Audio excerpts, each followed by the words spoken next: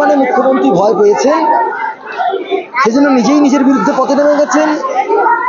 কি বলছেন না বলছেন কোনো তালজ্ঞান নেই।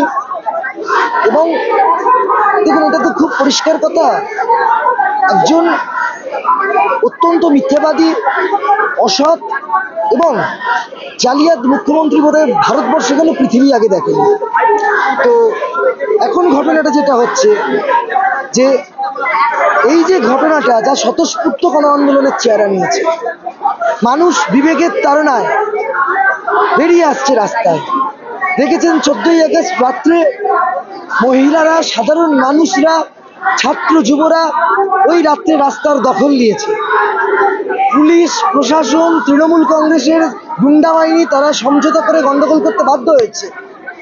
এবং আমরা গতকাল মমতা বন্দ্যোপাধ্যায়কে বলতে শুনেছি যে কপি করে অনেক সময় ভয়েস কপি করা যায়, মুখ বসানো যায়, এআই টিআই ইত্যাদি ইত্যাদি কি সব বলছিলেন। আসলে উনি ভয় পাচ্ছেন।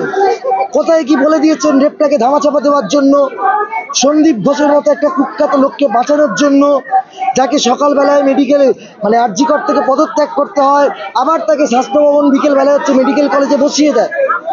এই সমস্ত ঘটনাটার মূল যে মাথায় রাজ্যের মুখ্যমন্ত্রী মমতা বন্দ্যোপাধ্যায়, এবং সেই ভয় থেকে উনি এখন এই সমস্ত করছেন।